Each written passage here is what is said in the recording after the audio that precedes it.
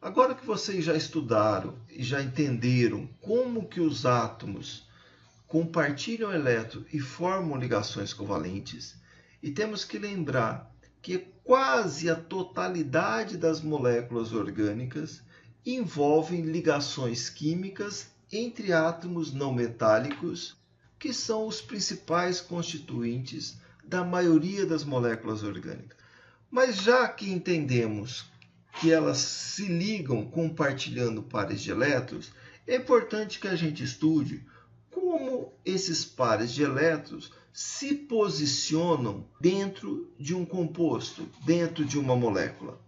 Por exemplo, como seria a estrutura do diclorometano? Uma molécula constituída por um carbono, 2 átomos de hidrogênio e 2 átomos de cloro. Obviamente que vocês já estudaram em química geral a estrutura de Lewis, a chamada notação de Lewis. Ela nos permite sugerir estruturas de compostos orgânicos a partir de regras bastante simples. Lembremos, veja, se eu tenho carbono, hidrogênio e cloro, eu vou escolher entre esses átomos aquele que é o menos eletronegativo para ser o átomo central, no caso o átomo de carbono. Eu sei que esse átomo de carbono possui 4 elétrons. Esses 4 elétrons vão se dispor um em cada lado de um quadrado imaginário desse átomo de carbono.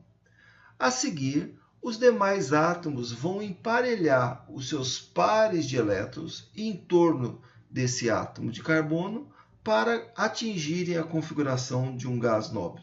Por exemplo, o hidrogênio, quando ele compartilha seu único elétron, ele adquire configuração do gás hélio. Então aqui temos o segundo átomo de hidrogênio.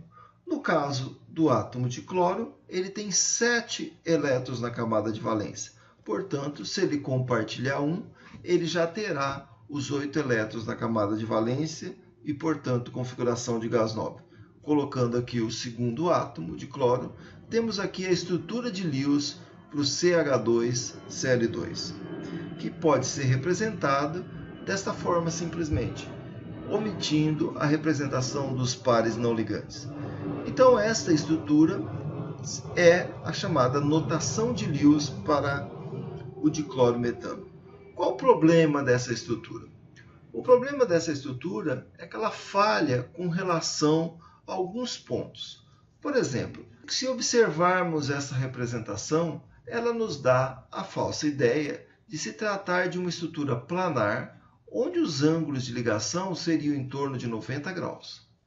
E haveria a possibilidade de haver 2 isômeros. O primeiro deles, o cloro, estaria vizinho nessa estrutura planar, e no segundo isômero, os átomos de cloro estariam diametralmente opostos. Quando a gente sabe que, pelos dados experimentais, esta molécula de clorometano não é planar, os seus ângulos são em torno de 109 graus e existe somente um único isômero. Então, portanto, embora a estrutura de Lewis seja muito utilizada até hoje para nos auxiliar a entender como os átomos estão conectados, o que chamamos de conectividade atômica dentro de uma molécula, ela tem algumas falhas. Além disso, nós temos que fazer a seguinte pergunta: como que o carbono faz 4 ligações? Como que podemos explicar o fato do carbono estar fazendo 4 ligações se ele possui apenas 2 elétrons desemparelhados? Lembramos que o carbono tem 6 elétrons no total, e esses 6 elétrons, através da distribuição eletrônica que vocês estudaram em química geral, nós sabemos que esses 6 elétrons estão distribuídos em orbitais. 1s2, 2s2, 2p2. Quando observamos a energia desses orbitais e fazemos a distribuição eletrônica, temos que lembrar que temos 1s2, 2s2 e, portanto, 2 elétrons desemparelhados. Portanto, o carbono deveria fazer apenas 2 ligações covalentes. Para entender como que o carbono faz 4 ligações, nós devemos entender o processo chamado hibridização. O próprio nome já diz, a ação de hibridizar? Hibridizar significa misturar. Então, a ação de misturar orbitais s e orbitais p levará à formação de orbitais híbridos, chamados sp3, sp2 e sp. Professor, existem outros tipos de hibridização? Existe. Existe sp3d, sp3d2 e outras que fogem do escopo do nosso estudo aqui em Química Orgânica. Então vamos começar a entender o que é a hibridização. A hibridização, portanto, é um processo através do qual átomos misturam orbitais atômicos puros para gerar novos orbitais atômicos. Mas para quê, professor? Ora, ele fará isso em busca de orbitais que tenham menores energias. Portanto, as energias desses orbitais atômicos novos que são gerados terão energias intermediárias em relação aos orbitais puros que se misturaram.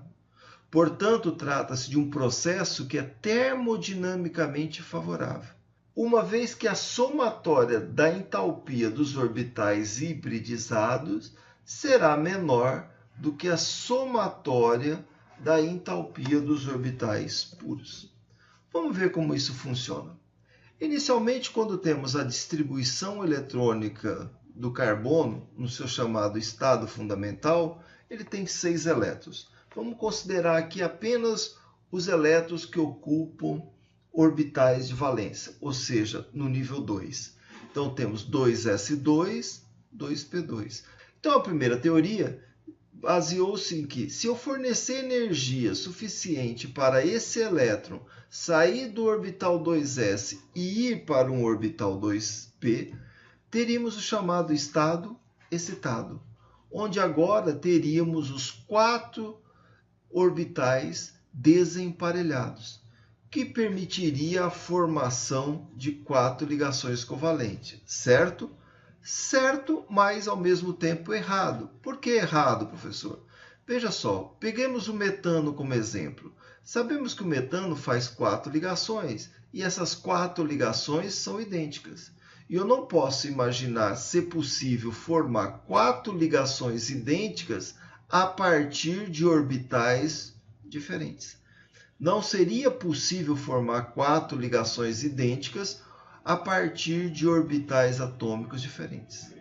Além disso, por exemplo, sabemos que os orbitais 2px, 2py e 2pz mantêm uma relação espacial perpendicular, o que faria com que essas ligações carbono-hidrogênio, aqui no caso do metano, também tivessem esta mesma distribuição espacial, ou seja, seriam perpendiculares entre si.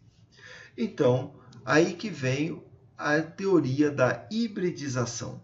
A hibridização prevê, então, que haveria uma mistura desses orbitais atômicos, o orbital s com os 3 orbitais p. Por consequência, levaria à formação de 4 orbitais sp3, todos de mesma energia. Em química orgânica, chamamos de orbitais degenerados, aqueles orbitais com as mesmas energias. Então, temos aqui 4 orbitais sp3 com energias intermediárias entre o orbital s e os orbitais p, ou seja, os orbitais puros que misturaram para gerar os orbitais hibridizados. Aqui temos um videozinho que mostra a representação esquemática de um processo de hibridização. Vejam, um orbital S em azul se misturaria com 3 orbitais verdes, orbitais P.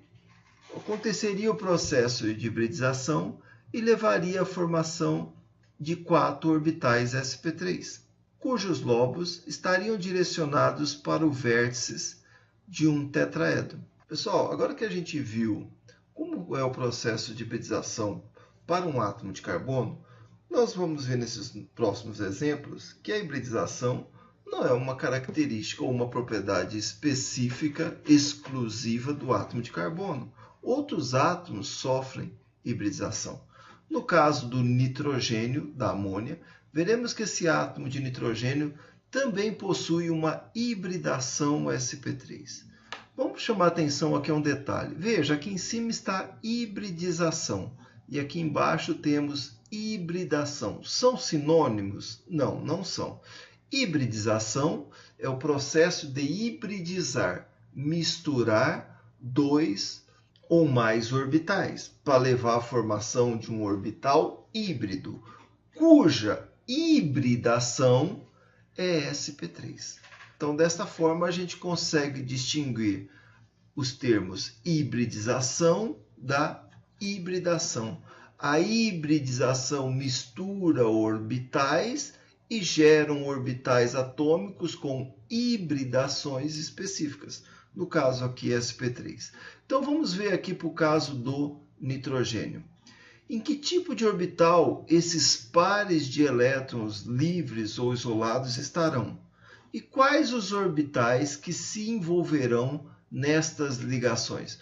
Ou seja, eu tenho o nitrogênio fazendo ligações com átomos de hidrogênio. Qual orbital do nitrogênio estará envolvido nessa ligação? E esses pares de elétrons livres, em quais orbitais eles estarão? Então, veja bem, a exemplo do que a gente fez para o carbono, vamos fazer a distribuição eletrônica do átomo de nitrogênio. O átomo de nitrogênio tem um elétron a mais do que o átomo de carbono, então ele tem 7. Então seria 1s2, 2s2, 2p3.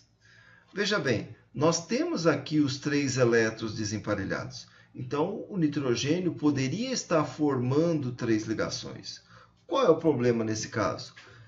Se assim fosse, se as ligações fossem feitas a partir dos orbitais 2p, novamente, lembrando que os orbitais px, py e pz mantêm uma relação perpendicular, as ligações nitrogênio-hidrogênio também manteriam essa mesma relação perpendicular, o que não ocorre.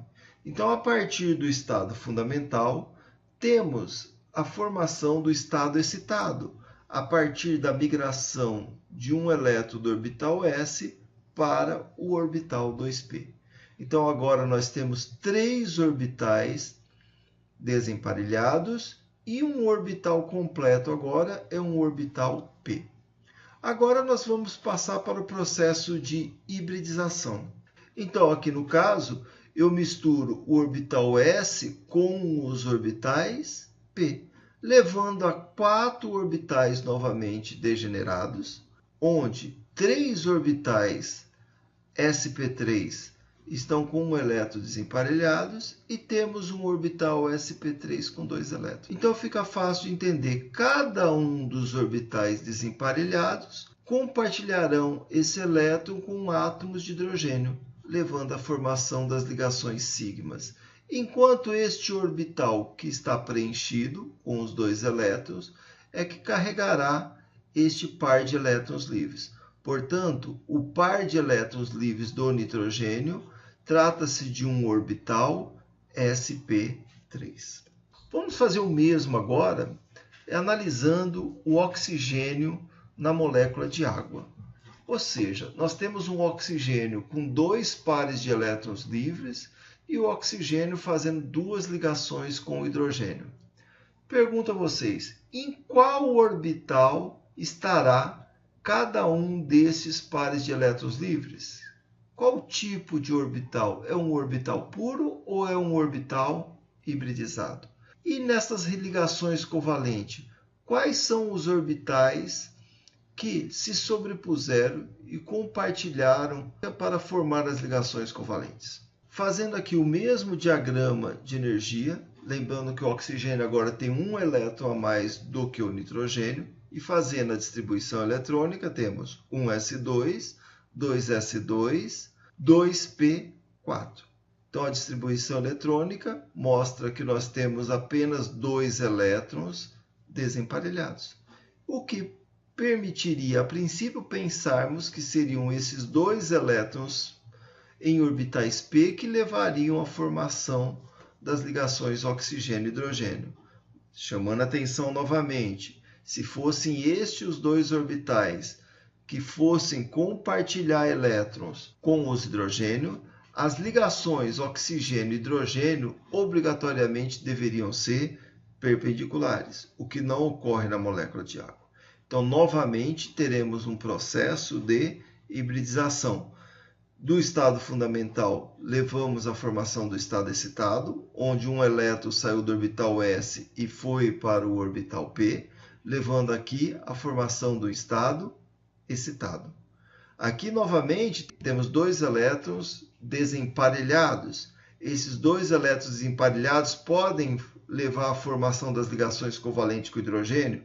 Não, pessoal, não pode. Por quê? Se essas duas ligações são idênticas, lembre-se, eu não posso fazer ligações idênticas a partir de orbitais diferentes. Então, aqui, novamente, haverá uma hibridização envolvendo todos os 4 orbitais, que levará à formação de 4 orbitais hibridizados sp3. 2 deles estarão preenchidos, que carregam os pares de elétrons livres, e aqueles que estão desemparelhados serão responsáveis pela formação da ligação oxigênio-hidrogênio. Então, aqui mais um caso onde ocorreu a hibridização sp3, só que nesse caso foi o átomo de oxigênio que sofreu a hibridização. Professor, só existe a hibridização do tipo sp3? Não. No início dessa aula, nós chamamos a atenção que estudaríamos as hibridizações sp3, sp2 e sp. Então, veja bem, o esquema de hibridização vai ser determinado pelo número de átomos com o qual o carbono está diretamente ligado.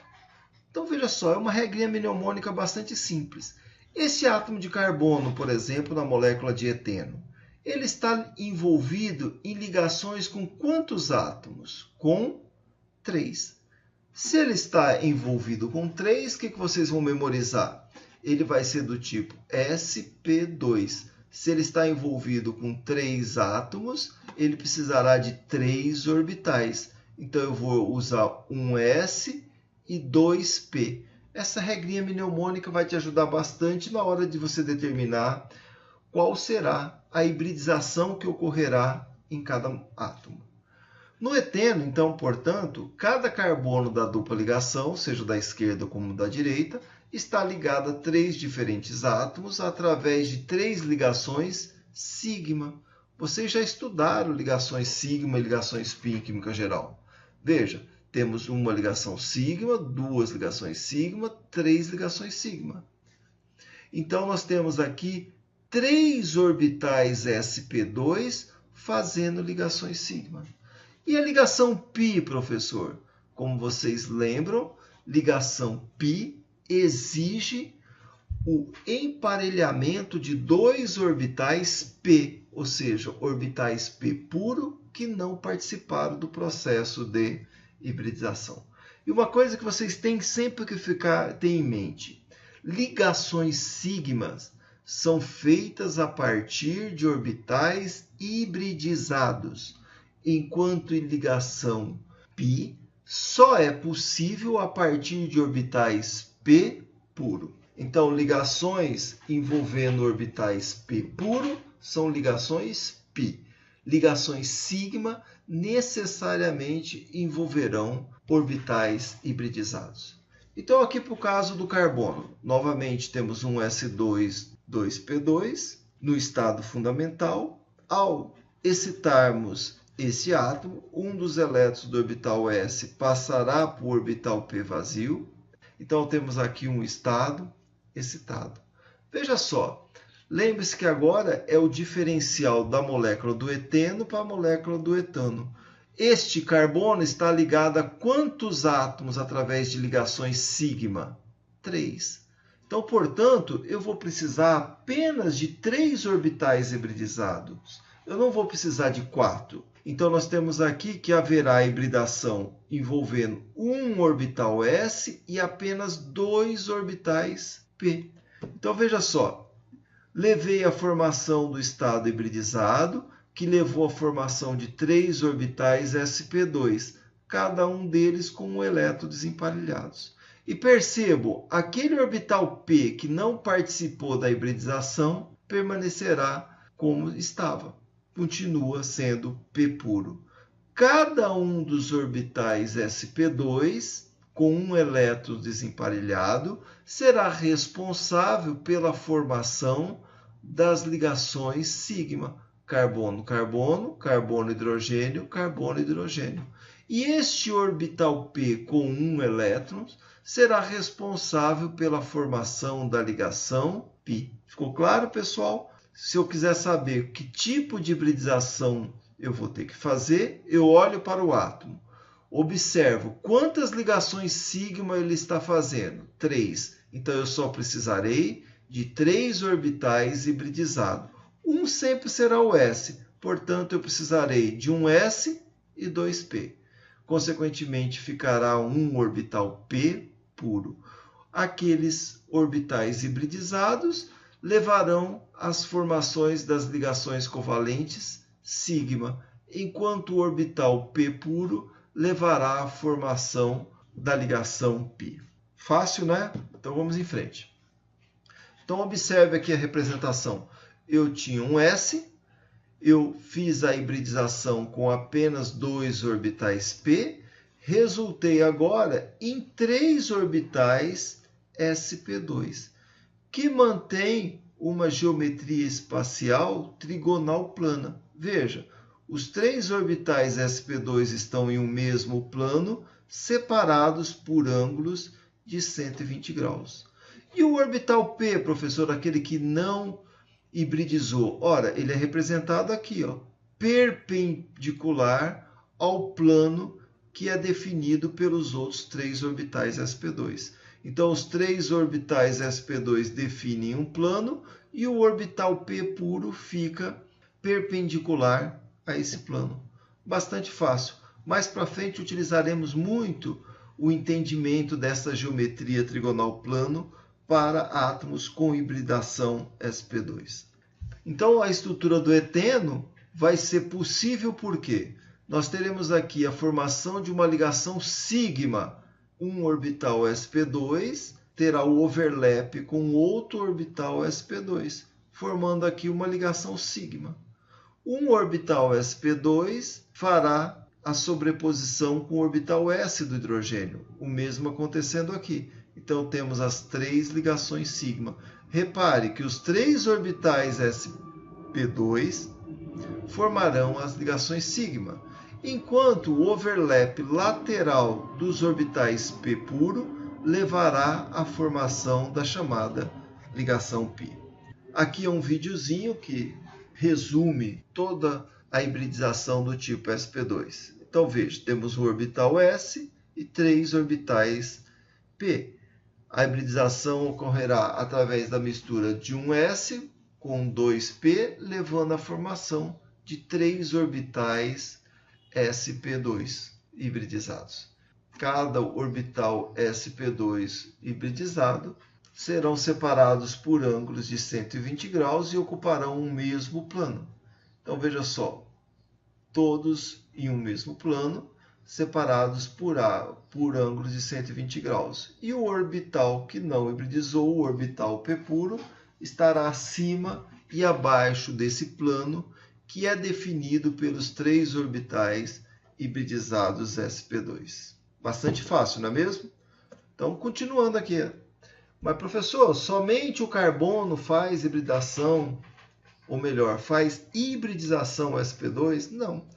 Vamos pegar o caso aqui de uma imina. Uma imina, como você vai aprender um pouco mais adiante nesse curso de Orgânica 1 e de Orgânica 2, vocês verão que é todo composto orgânico que possui em sua estrutura uma ligação dupla entre um carbono e o nitrogênio. Então, o que você vai olhar aqui logo de cara para saber qual a hibridação desse nitrogênio? Pela aquela regrinha mnemônica que eu falei anteriormente, você falaria o seguinte: professor, o nitrogênio está fazendo 2 ligações sigma. Aí eu vou falar para vocês, olha, então vamos melhorar um pouquinho aquela regra mnemônica. Está vendo esse par de elétrons aqui? É como se ele tivesse ligado a um átomo imaginário.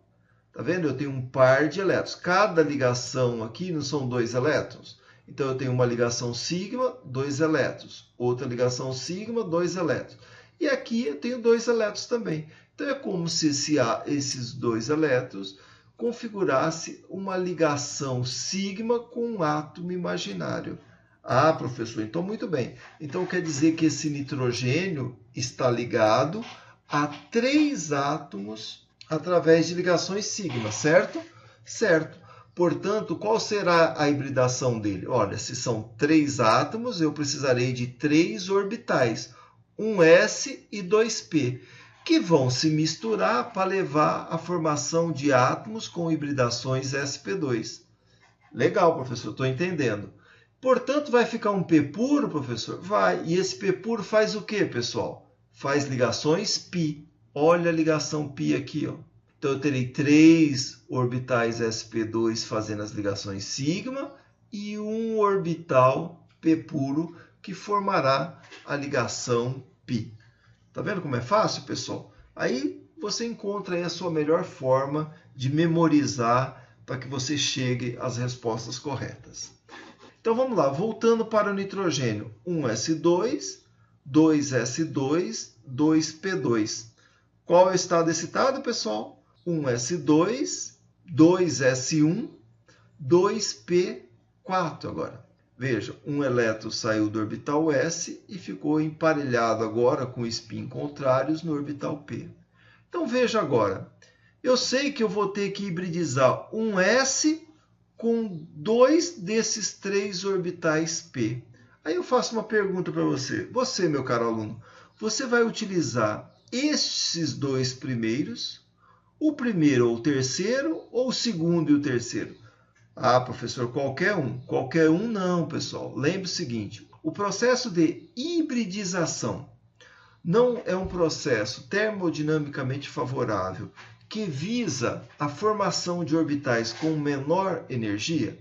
Se baseado nessa premissa, eu tenho que imaginar que eu vou hibridizar necessariamente este orbital com 2 elétrons.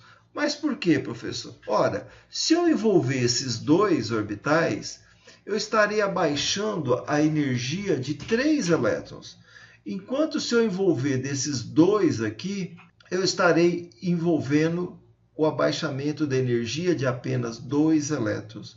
Então, fica fácil de você entender que na hora que ocorreu o processo de hibridização, eu hibridizei um orbital s com 2 orbitais p, mas necessariamente o orbital que estava completo entrou no processo de hibridização para resultar num maior número de elétrons com uma menor energia.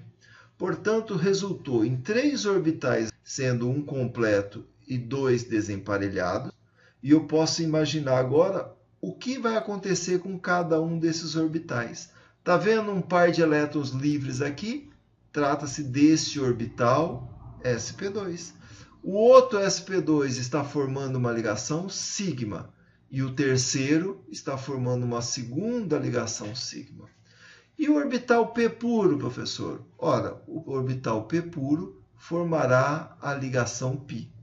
Viu como é fácil, pessoal? Legal, né? Então vamos lá continuar. Professor, e o terceiro tipo de hibridização? Ora, o terceiro tipo de hibridização é o que chamamos de hibridização sp. Quando eu vou ter uma hibridização sp? Quando o carbono estiver fazendo uma ligação tripla ou um carbono estiver fazendo 2 ligações duplas. No caso aqui específico do etino, voltando àquela regrinha mnemônica, lembra-se? O carbono está fazendo 2 ligações sigma. Se ele só está fazendo 2 ligações sigmas, ele precisará de 2 orbitais hibridizados. Ah, professor, então nós vamos hibridizar um orbital s com apenas um orbital p. E teremos como resultado desse processo de hibridização 2 orbitais sp. E, consequentemente, eu ficarei 2 orbitais p puro, certo? E orbital p puro faz o quê? Ligação π. Então, veja só, 2 ligações π, que são resultantes do emparelhamento dos 2 orbitais p que permanecerão puros. Então vamos ver aqui na mesma sequência didática que a gente viu para os outros casos. Carbono, 1s2, 2s2, 2p2. Passando para o estado excitado, 1s2, 2s1, 2p3. Lembrando, quem que nós vamos hibridizar? Quantas ligações sigma faremos? Uma, duas. Então precisaremos de 2 orbitais hibridizados. Logo, eu só vou hibridizar um orbital s com um orbital p. Vai resultar em quê? 2 orbitais sp. E 2 orbitais p permanecerão puros. Por consequência, esses 2 orbitais sp formarão as ligações sigmas com o hidrogênio e com o carbono, enquanto os 2 orbitais que permaneceram puros estarão formando as ligações π, carbono-carbono. Veja só, os carbonos com hibridação sp mantêm uma relação espacial das ligações sigmas de 180 graus, porque essa é a melhor forma de eu dispor espacialmente duas regiões ricas em elétrons, ou seja, essas regiões ricas em elétrons estarão o mais distante possível. Então aqui fica fácil de eu entender novamente por essa figura. Um orbital S hibridizou com um orbital P. Veja, os 2 outros orbitais P permaneceram como orbitais P puro. Então nós temos aqui 2 orbitais sp, mantendo uma relação linear e são separados por ângulo de 180 graus. Temos os orbitais sp. E os 2 outros orbitais que não misturaram, professor? Olha, um está aqui no eixo Y e o outro está aqui no eixo Z. Então, nesta molécula, quando eu aproximo esses 2 carbonos com hibridação sp, temos aqui os sp das extremidades fazendo as ligações sigmas com átomos de hidrogênio. Os orbitais sp centralizados aqui farão a ligação sigma carbono-carbono. E lateralmente agora temos, veja aqui, os 2 na vertical, formando uma ligação π, e os 2 orbitais p paralelo formando a segunda ligação π. Então, entre os 2 átomos de carbonos, temos 3 pares de elétrons compartilhados, sendo uma ligação sigma e 2 ligações π. Bastante fácil, não é? Para que a gente possa exercitar e para que vocês possam entender ainda mais, também o processo de hibridização sp não é uma característica exclusiva dos átomos de carbono. Nessa molécula aqui, o HCN, o ácido cianídrico, o que a gente pode observar? Vamos analisar o átomo de nitrogênio. O nitrogênio, pelaquela regrinha mnemônica que a gente acabou de ver, está fazendo quantas ligações mesmo sigma, pessoal? Uma não, pessoal. Lembra que tem o segundo átomo invisível aqui? Pois bem, então ele está fazendo 2 ligações sigma. Então, qual será a hibridação dele? Ora, se ele só está fazendo 2 ligações sigma, a hibridação dele será do tipo sp, ou seja, ele hibridizará um orbital s com um orbital p, levando à formação de 2 orbitais híbridos sp. Portanto, 2 orbitais p permanecerão puros, certo, professor? Exatamente. Os 2 formarão ligações π com o átomo de carbono. Vamos ver isso em termos de diagrama, para a gente relembrar e fixar o nosso conhecimento. Então, temos lá, átomo de nitrogênio, 1s2, 2s2, 2p3. Estado excitado, um elétron do orbital s foi promovido para o orbital 2p. Então, nós temos agora o estado excitado. De novo, aquela pergunta, se nós temos que envolver um orbital s e apenas um dos orbitais p, qual deles vamos misturar? Ora, professor, como o senhor disse, nós vamos utilizar o orbital p preenchido, porque ao fazer isso, esses elétrons terão sua energia diminuída e eles ocuparão orbitais de menor energia. Parabéns, pessoal, entenderam direitinho. Então vamos lá, no estado hibridizado, temos 2 orbitais p com energias intermediárias entre o s e o p. Então, como consequência, temos 2 elétrons aqui no orbital preenchido e um orbital sp semi-preenchido. Cadê esses 2 elétrons na molécula? Estão aqui, ó. Então, este par de elétrons estará, portanto, em um orbital sp. E o outro orbital sp? Está aqui, ó, diametralmente oposto, onde este elétron será compartilhado com o átomo de carbono para formar uma ligação sigma. E os dois orbitais p? Ora, os dois orbitais p formarão as duas ligações π. Fácil, não é? Então, vocês podem verificar que existe um grande número de moléculas envolvendo diferentes átomos que podem fazer diferentes tipos de hibridização. Aqui citamos alguns exemplos para você fixar bem e entender os 3 diferentes tipos de hibridização: sp3, sp2 e sp. Então, aqui resumindo o que aconteceu para o etano, para o eteno e para o etino, você é capaz de olhar para cada um desses carbonos e definir qual a hibridação de cada um.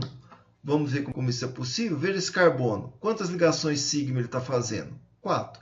Se está fazendo 4 ligações sigmas, quantos orbitais hibridizados ele precisou? 4. Então, ele misturou quem? Um orbital s com 3 orbitais p. Portanto, esse carbono tem hibridação sp3. Já esse carbono, com quantas ligações sigma ele está fazendo? 1, 2, 3. Então, portanto, ele precisou de apenas 3 orbitais hibridizados, um S e 2P. Então, qual a hibridação desse carbono? sp2. E aquele orbital P puro, pessoal, formou essa nova ligação π. No caso do etino, esse carbono, quantas ligações sigma, pessoal? Nossa regrinha mnemônica. 1, 2. Portanto, se ele formou apenas 2 ligações sigma, qual a hibridação dele? Ora, professor, se ele faz 2 ligações sigma, temos 2 orbitais hibridizados, um S e um P. Portanto, sobram 2 orbitais P, certo? E o que vai acontecer com ele? Vão formar 2 ligações π. Viu como é fácil, pessoal?